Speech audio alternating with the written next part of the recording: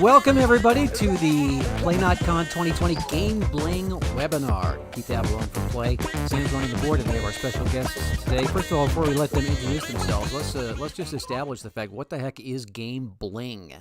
By Game Bling, we mean the stuff that people add to their games that doesn't come with the game, but they like to add it to make it fancier. And we're talking about game mats and special dice.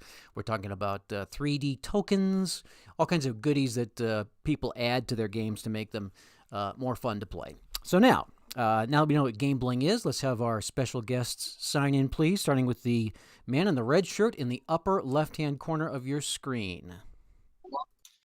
Hey, everyone. Al.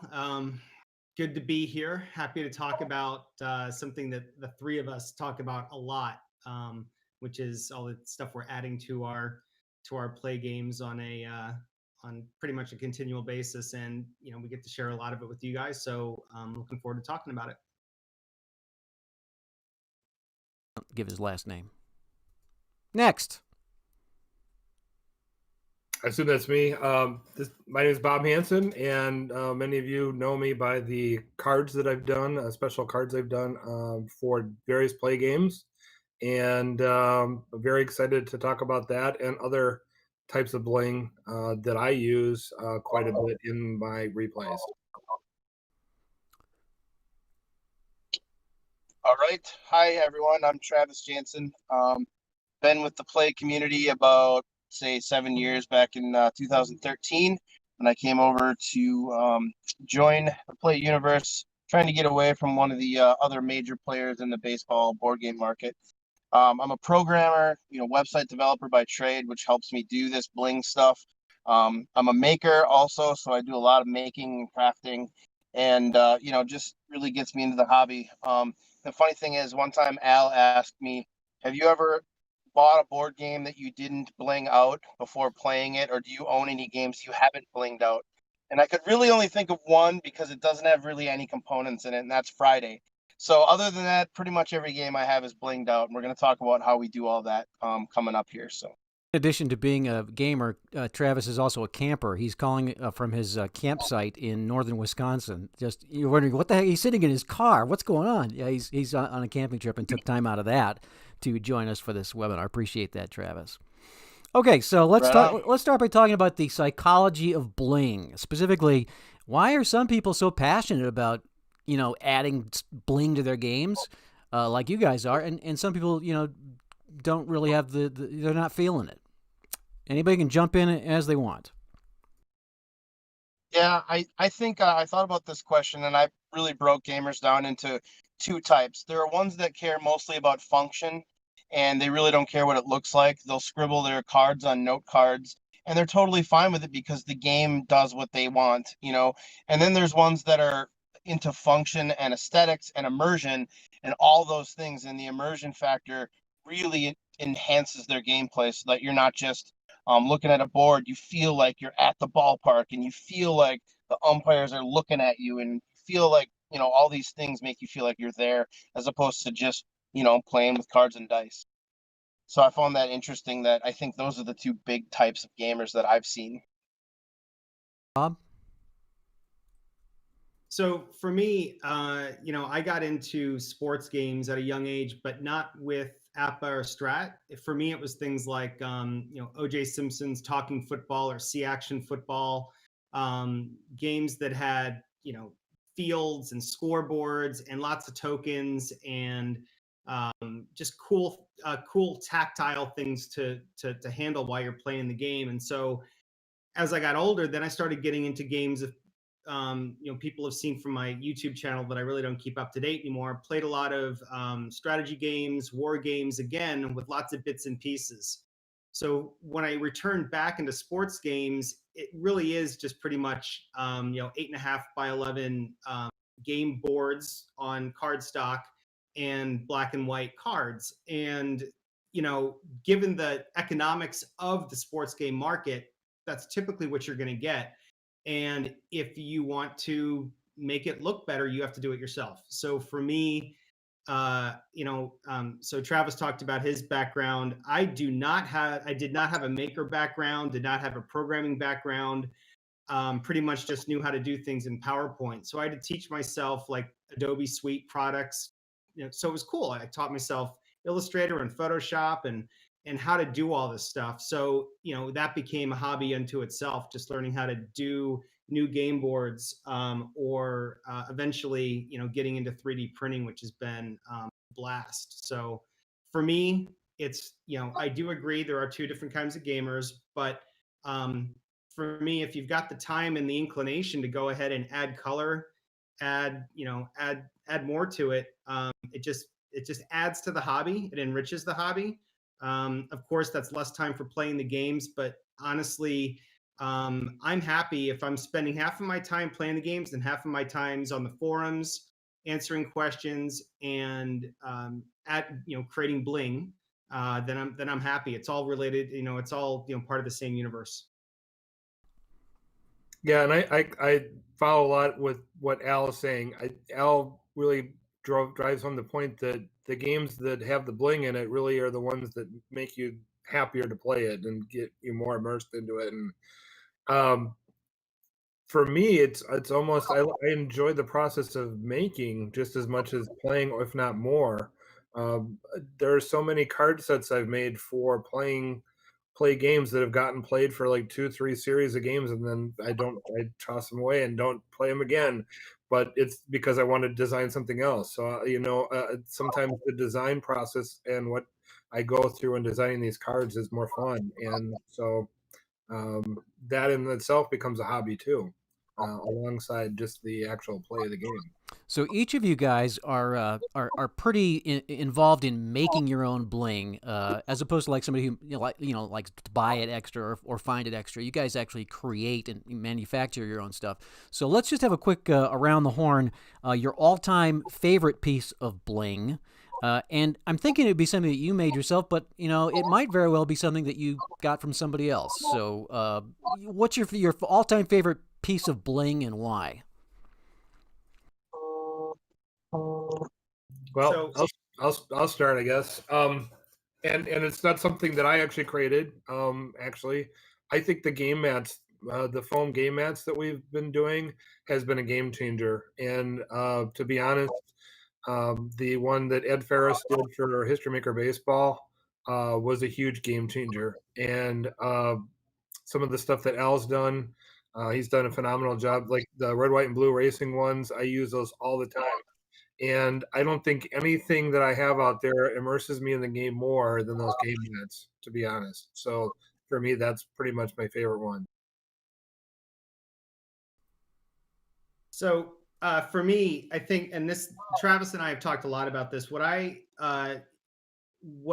we initially started doing was making tokens. So, you know, something to add to the game. This is like a little 3D printed token for History Maker Golf, and that was great. But at one point, I started playing with magnets and realized, oh, we can actually make something functional as well as, you know, that has utility. So for me, it's definitely something that I've shown before, but it's my scoreboard. And you know, Keith is familiar with this. I've sent him one.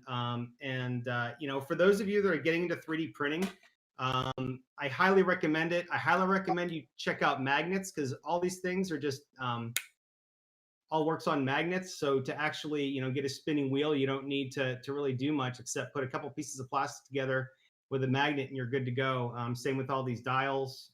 So yeah, it's this is absolutely my favorite, just because this design, I probably spent a good $50 on materials just iterating on designs over and over. So I think we're going to talk. That's a different question for later on. But yeah, it would be my football scoreboard that I put together. That's my favorite. Jump in real quick, because as Al said, he sent me one of those, and you can't appreciate that scoreboard until you actually hold it in your hands and spin those dials and snap the magnets off and on. It's like, this is pretty genius. So I mean, you can hold it up and show it, but it's only when you have it in your hands that you realize just how awesome it is. Travis. Yeah, I can attest to how many times Al iterated on that, because I've pretty much got the evolution of the first one through the last one, and he's pretty excited about it. It's pretty awesome. So that kind of stuff is great.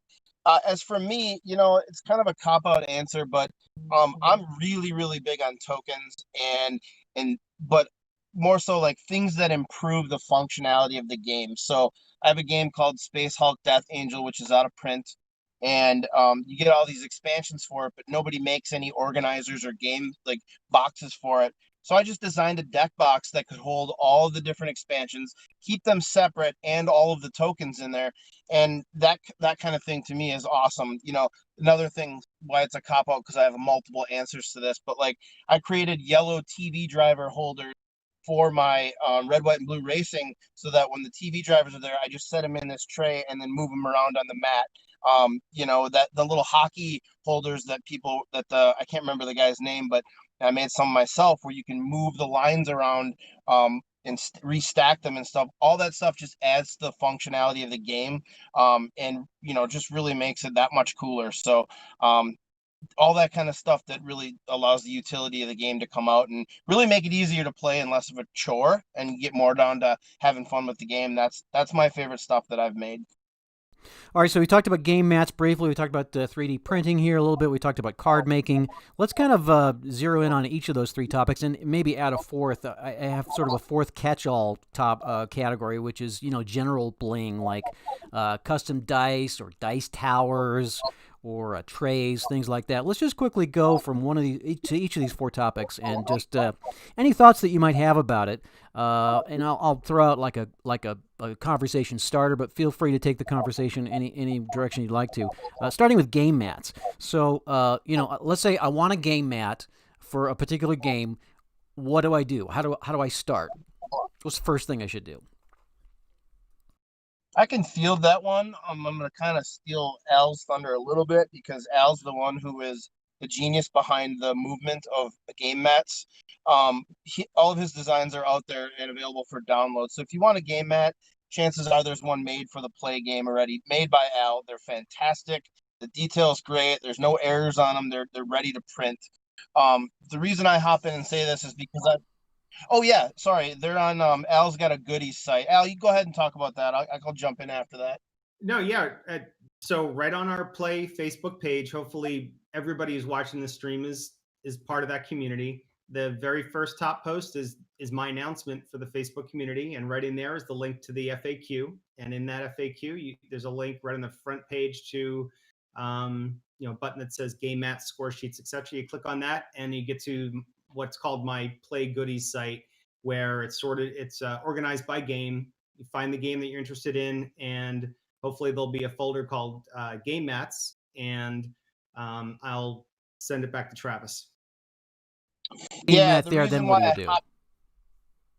Yep. So that's a good question. So and this is kind of where I was going to come in and talk about how I've taken Al's stuff and sort of brought it to the the next level, where someone wants a custom team game mat. Like the other day, someone came to me and asked if I could help them with making a Cincinnati Bearcats second season mat. And so I either take Al's existing ones and kind of bling them out with Photoshop and some other tools, or if there's been one that isn't out there, I can certainly work with someone to help make them things. People have asked and offered to pay for it. I do it all free, as long as it's not, a steady stream of 50 in the queue. I'm more than happy to help people bling out their table and help get them the mat that they want to enjoy it on their tabletop. Because part of it is I love looking at ballparks and these stadiums and the beautiful colors of these mats. And the other part of it is I just like helping the community. So if there's one that's not on Al's site, talk to me and maybe we can get you something, you know, that can help make something custom for you. But there's a good chance everything you need is out there. Al's got really good stuff, especially the golf one. The crispness of that image on that golf one is just astounding. It's a great image and a great mat. And then just to piggyback in, because I think Keith was trying to direct us to look on how this works. So what Travis and I are talking about are just our images. Bob's got one. Bob's got multiple as well. One of them is actually on my Play Goodies site, but Bob has. You can talk to Bob about his soccer files. Bob, do you also have? I have soccer and lacrosse blast as well. Okay. And So because I didn't cover soccer or lacrosse. So Bob, I'll probably, just for ease of use, I'll get your lacrosse one on my site too. But for those of you that are wondering what we're talking about, these are just files that you download. It's one file, you download it to your computer. Obviously, that's not going to give you the mat. You have to go to a site, and as an example, it's called inkedgaming.com. The information is on my Play Goodies site. It's really easy. Even if you're not computer savvy, you log on to the site, it'll say, what do you want? And you tell them that you want a game mat of a particular size, and our file names will tell you what size you should be selecting. And it's as easy as clicking an upload button, selecting the file that you downloaded from our site, and giving them your credit card information. It's like there's no extra formatting that you have to do. You know, the only thing I'll tell you is that when you order from Inked Gaming, about half of the time, the messages they send you to tell you that your order has been completed and is on its way, it's actually sent to you maybe a day or two before the carrier that you chose actually got it. So oftentimes people will contact me and say, hey, have you had trouble receiving your order? It said it was supposed to be here today, but it's not here. And the answer is typically it's going to be 2 to 3 days after they promise it that you'll get it. But they've been extremely reliable. Their quality at Inked Gaming has been great. So I haven't seen one photo in the past year, in like the 3 years we've been doing this, where someone has been unhappy with what they've gotten. So pretty much what you see is what you get. So if you see one of the files that you like, you know, cost, it's around $30 shipped, right, guys? Yeah, $30. Okay. Yeah, and then you can use, there's a couple of codes floating around the forum that you can use to get like 20% off or 10% off. It's nice to get a couple bucks off. And it usually takes about a week to get there. And I think Steve Tower has one on his YouTube channel that will support his channel. So, like, if you want to support somebody's YouTube channel, you can do that. Tower 10, I believe, is his code. We'll give him a shout out there. And this is really not something that you can do yourself. I mean, you can't actually have take a mat to Office Depot and have them print on it or anything. It's pretty much, there's really only one way to get this, and that's through creating the file and submitting it to one of these specialty companies that does this. Correct? That's correct. Yep. I actually had a guy email me the other day and asked me, he wanted one for every stadium over 26 stadiums in the entire HMB universe for a season. And I said, well, let me calculate that would cost. And I said, I'm actually going to charge for that one because it would take me a lot of time. I'll do one or two for free, you know. And it ended up being like $700 just for Inked Gaming's charges. And I sort of talked him into going to Kinko's, and I said, if you really want to do this, you can bring the image that Alice created or whoever, bring that and get it printed on like cardstock and laminate it. But as far as the mats go, they are mouse pad like material. It's basically a mouse pad, and that's what they get printed on. They're very high quality. They dim down the sound, or they dumb down the sound of the dice rolling on it and all that stuff. So there's differences, and you can take it and do as many as you want, but it'll get expensive if you get to buy a whole bunch of them. So keep that in mind. About $30. Anything to add? So, and I think one of the things that wasn't covered that I think you were trying to ask was, like, how do we do this? Like, how do we actually do this? Like, for example, we may look and see, well, these are the different sizes of the mats you can get at Inked Gaming. And then based on that, that's how big we're going to create our file. We use image editing software, like I believe Al uses Photoshop. I use a designer. You can use any kind of like a tool like that.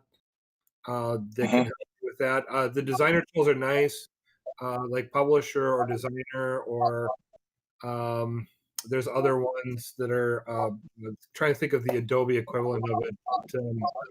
or maybe Illustrator, Illustrator, yeah. Photoshop. They're really nice because you can just lay out different shapes and then and images and start playing with that. Go out to YouTube. You can find out tons of tutorials on how to use these programs and start learning, and just start with baby steps, learning this stuff. And this goes a lot, kind of going into our next topic, which is talking about the cards. I do my cards through this as well, where I started small. I started very small with very simple cards and worked my way up to some of the more complex ones you see today. So it's one of those things where you can get one of these programs, learn on YouTube, and eventually you could be doing this too. All right, as long as you mentioned cards, let's go ahead and rearrange our order of discussion here. Let's talk about card making. What are some things you need to know before you start making your own cards? So I'll continue, I guess, on this one. Just first of all, you have to know kind of the card creation process, right? As far as using the how-to guides is a good start, right? Having those how-to guides. I know that Travis has put out a lot of great Excel templates out there that you can use to just bump in your stuff, and you get instant cards. That's a good start right there. And then maybe you can start looking at making custom cards. And then another thing that Travis has looked into as well, not to steal his thunder, but the Nandeck has been phenomenal. I just started digging into that now. It's crazy what you can do with that. Very powerful. So, cards. Yeah, I'll kind of bounce off of that part right there. For starters, I think as much as it's probably going to make Keith, maybe Al, a little bit shudder, Excel is a required knowledge to start at least. You can get something better if you really need to. If you're a programmer, you can write something, but having knowledge in Excel and Excel formulas really helps you take the stats and dump them into something and write your formulas and generate things off of it. So there is that. Having that knowledge is going to be really helpful because you can do some really, really sophisticated stuff with it. On top of that, you need to then have the knowledge of being able to take what you've, like the final ratings, and put them in a pretty format.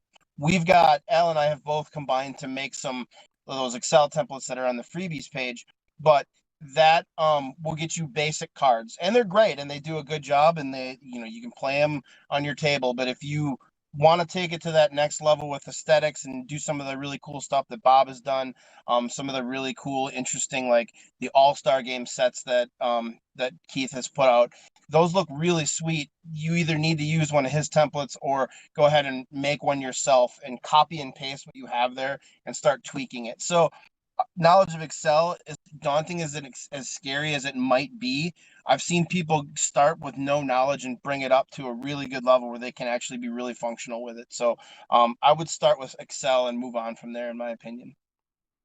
So, and I'm going to touch on a different part of this that comes up in discussions with Keith and I from time to time, which is for Keith's more quality-based games where there's less stats, where it's like History Maker Baseball. Absolutely. Learn Excel, create your own formulas based on the how-to guide, you're set.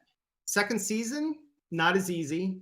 History Maker Golf, not as easy. So I often will see new customers who haven't even played the game start trying to create teams and cards before they've even played it.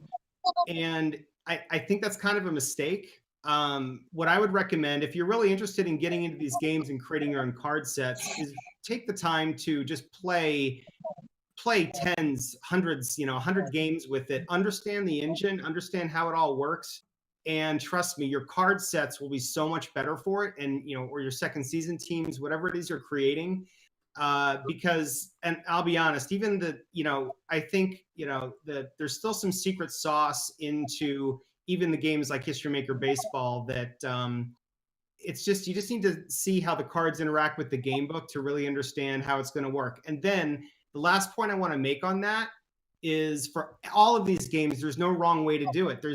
So when I see people freeze, they're like, well, I had one bad game with these cards that I made. I must not get it. I'm just going to give up. And that's not the way to approach it. The way to approach it is, and Bob and Travis and I kind of know this, because in the maker community, it's always about failing. You're not going to get better at something until you make a mistake, until you screw up, and then you'll learn from it and it'll get better next time. So, you know, the aesthetics of it are one thing, and that's something that we all do. I've seen me, Travis, and Bob all do this. We focus on a project, and we're so concerned about making it look good that when the project's done, well, it doesn't play well. Well, that's kind of a drag. So, you know, I guess going back to my initial point is for people that want to get into making cards and share them with the community, don't feel like you have to rush it. I mean, I've been with the community for 7 years now, and I know some of you are excited to share your creations, but you know, don't rush it. Learn how the games play, and ask for feedback, and don't be surprised or upset when the feedback is that people feel like it's not playing right. Listen to what they have to say, tweak it. But to be honest with you, the feedback that the community gives for people that put out the free content is overwhelmingly positive, and people appreciate it for what it is. And if you're going to do something like this, I think the community will always appreciate the time and effort you put into it. So the card making is fun. I guess the last point, and this is something we were talking about before the session today, is just understand that you can't just take stuff Keith has done and put it in a prettier package. Because honestly, and share it, yeah. So you can do it, you just can't share it. So seeing comments on Delphi every now and then, just let's be honest, you know, they're not happy, you know, with either the size of the cards or the fact that they're only black and white. Well, there's the special color sets you could purchase, or yes, you could recreate them yourself and colorize them, but you can't share those. So it's very important, you know, and we try to stress this as much as possible. Please, if you're going to create your own card sets, make sure it's really your it's your IP, it's your intellectual property. You came up with the ratings yourself, and you're not just taking something somebody else did and putting a new coat of paint on it and sharing it. So right. That was it. It's a privilege. It's a privilege to be able to have the formulas to create these cards. I think sometimes we take it for granted because it's just a $9 purchase, but it's a privilege that you will never get from any other company. And you know, and even the ones that do, you'll never get the support that Keith will give you if you email him and ask him a question. You know, this is giving away their livelihood, and as long as we take that seriously and take it into consideration when we do stuff, we can have a lot of fun with it. For me, when I create cards, it is I don't buy a lot of the card sets from Keith, and it's not because I'll give him every penny I have if it's something that I need. It's never about saving money for me. I don't look at it that way. I play differently. I'll play one-off games of the current season so I can rate my cards as the season goes on, but I don't really like playing old games from the 1950s and stuff like that. So for me, it's just about kind of giving myself that enjoyment. But if it ever came down to, I'll just make this set so I don't have to buy it from Keith, at that moment, he gets my money right away. So kind of just think about the responsibility you have when you have something like a card set formula that gives you, you know, how to make cards that someone else could sell to you and not give you this instead, and you'd have to be paying the money for it. So I think it's a responsibility we have to take. I appreciate that information, and you know, before we move on to the 3D printing, I did want to point out that I think we're talking about two different aspects of card making, and I believe, correct me if I'm not correct here, that the Excel thing that Travis is talking about, he's talking about entering data and then in such a way that it will tell you what the ratings should be or the quality should be. Correct. That's the the making of the cards in terms of making them play well. Then there's the second part of it, which is kind of where Bob comes in, and that's making the well created cards, the accurately created cards, look nice. So it's really two different aspects of it. You can have even nice looking cards that don't play very well, or you can have Excel cards that play well but don't look as nice. I mean, there are two different levels here that we're talking about. Real quick, Yeah. And if you guys, there were some questions in the YouTube comments about Nandeck. Yes. About Nandeck earlier. If you want to expand on that briefly. Okay, really quick. Yeah, talk about Nandeck, and you might want to spell it as well, so people know what you're talking about, how it's spelled, so you can find it. I'll talk about this. Nandeck is spelled Nandeck, It's a free piece of software. I paid for it because I believe in it. It's great. It's scary looking when you look at it because it's almost like a programming language. You type in different things that says, I want the picture to be here, and I want the trophy for red, white, and blue racing to be here. And you can drag and drop, but you have to type things in to make it do stuff. However, you can make pretty darn good cards without all that sophistication just by using the examples in the documentation. So what it is, it's an interface where you go in and you say, here's my comma separated values file, my Excel file. And you tell Nandeck to look at that, and each row in that file represents one card.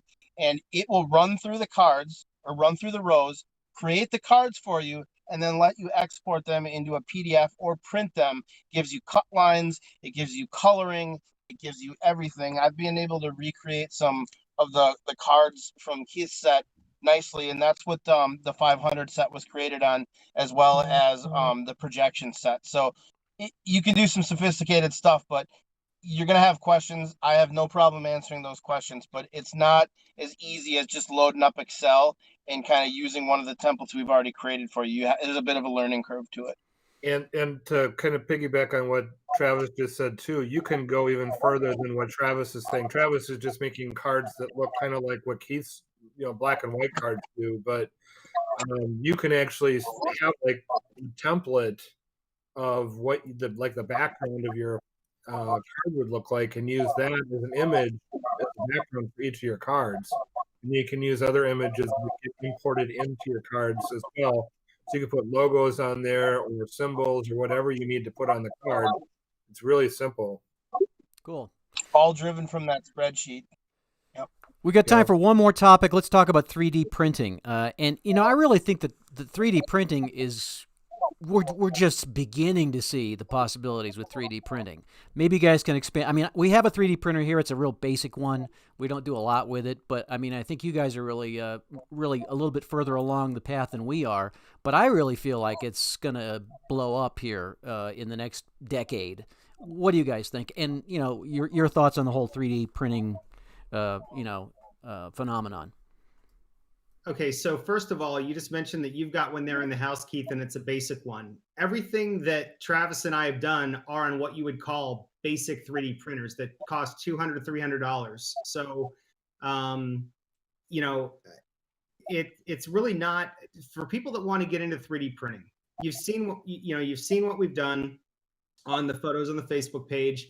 Really, the name of the printer that actually Travis and I both have the same two. You don't have more than two now, do you, Travis? You just have the two? I have a resin printer, but that's different. That's true. So we've both got a there's a company called Monoprice. They make a Mini Select 2 or something, but it's a Monoprice Mini Select, and it's between $200 to $300. It's a great starter printer, and it does the tokens that we do, knocks them out no problem. And the filament is not expensive. You get a 1,000 or a kilogram roll of filament for like $20, $25, and you'll be able to make probably like 100 tokens with that roll of filament. It's really not an expensive hobby unless you value your time as money, in which case then it becomes an expensive hobby because you're going to need to watch a lot of YouTube videos. You're going to need to do a lot of experimentation.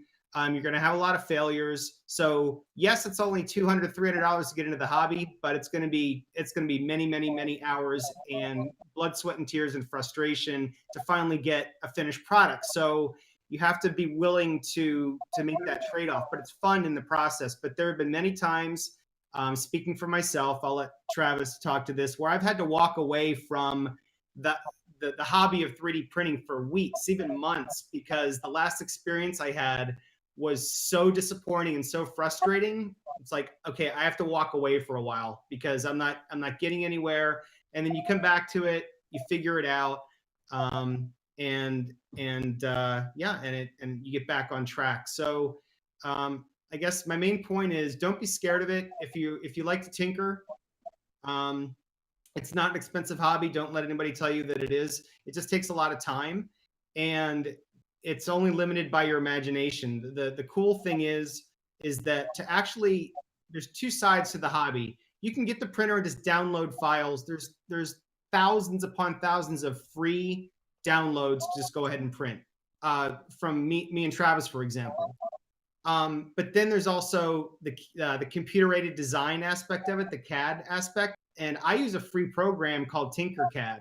You guys can go out there right now and check it out. It's Tinkercad. Go to tinkercad.com and you can start building 3D models with really easy predefined shapes and everything. And it really only takes about 10 minutes to design one of the tokens that we print for any of these play games. So I welcome anybody. Just to close, if you ever have any questions about it, reach out on the Facebook group or reach out to me at my email address. It's linked on the FAQ. Happy to help you guys get started with it. I think you can tell I'm really enthusiastic about it, and it's a great hobby and it's a great way to enhance your gaming.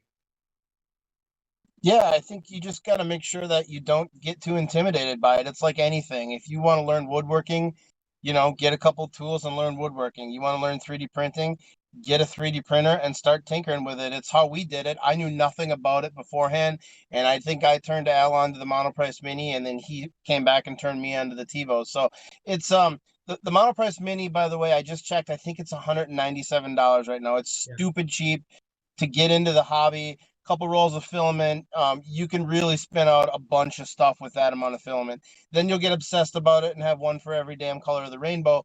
But it's just one of those things where you'll grow into that as you get there. Start with one or two colors, paint them if you want to, but just learn. You'll fail. I've got a box of little spaghetti plastic sitting under my printer that's got all the extra stuff that I wasted and had to scrape off. But it's so much fun to learn how to do this.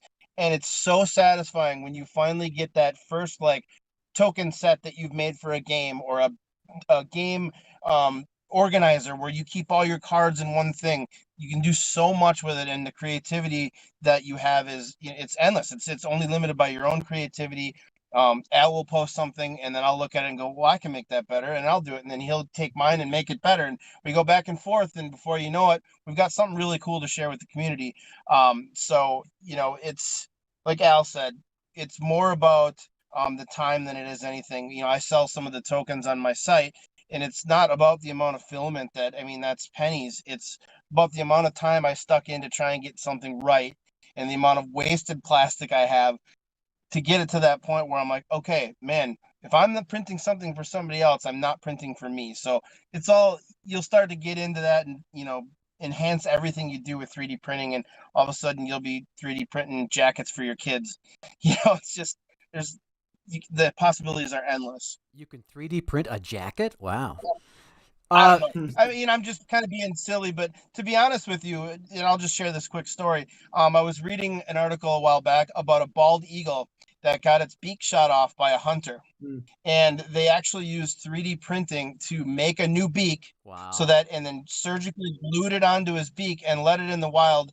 This thing can hunt with it. It can clean itself. It can do all of these things that it could never do before. So when you say 3D printing is the future, they're using it for COVID stuff. People are donating, ventilator things that they've 3D printed and reverse engineered to, and then companies were getting upset because they took their thing and gave it away for free. So the world is going to start to realize now we have a new thing to worry about, and copyrights on all that stuff, and who can make something better with their own printer at home than something you have to go buy for $50. It's a new world, and it's coming. And thankfully in the board game industry, it's not as big of a deal because you just print it and you're good to go. You're not really breaking any copyrights, but it's going to be huge, and the printers are getting cheaper and cheaper to the point where everybody will have one day. Agreed. So if I'm sitting here watching this video and I'm thinking, hey, I think I want to get a 3D printer. I know you mentioned a brand name. Is it something you should shop for, or are there a lot of different options, or are you just saying if you're going to buy a 3D printer, you should definitely buy this one? I'm a little unclear as to whether it's a broad selection or a narrow selection for starting out. It's a broad selection. There's a lot of clones, like we mentioned Monoprice is one company. The other company that has just changed their name. So Travis and I have larger printers, again, only around $300 to $400, called a TiVo Tornado. It really is just a clone of another printer called an Ender 3. I believe it's a clone of that. But the point is, there are many 3D printer manufacturers. Most of the stuff is built in China. And what I would recommend is I don't think you should just say, hey, Travis and Al said they have a Monoprice or a TiVo Tornado, and I'm just going to buy that. I would go on YouTube and just Google best 3D printer for beginners. Okay. And then, because what they'll do is they'll give you the pros and cons of each, because everybody is going to have their own specific thing that they are more comfortable with and less comfortable with. There are some printers that you have to assemble yourself. They're called kits. They don't come fully assembled. So if you don't want to like mess around with actually having to build it and understand how it works, then certain models are going to be better for you. If you want to save money and build the whole thing yourself, then there's going to be a different model. So no, Travis, what do you think? I recommend people do research before they pull the trigger. So it all depends on your personality. I take a slightly different approach to that. I definitely agree with you. You should research if you're so inclined and you're that kind of person. If someone came to me and said, I'm really lazy, the whole thing scares me, give me a beginner printer that's affordable, I'm always going to recommend a starter as the Monoprice Mini.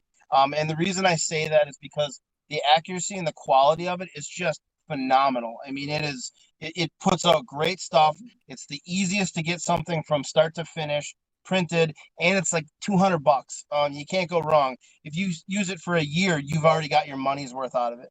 That said, if you're the kind of person, yep, go ahead. But the problem is, remember, just let them know that they can make something this size with what you're talking about. But if they want to go bigger, they won't be able to do something like this on a Monoprice Mini.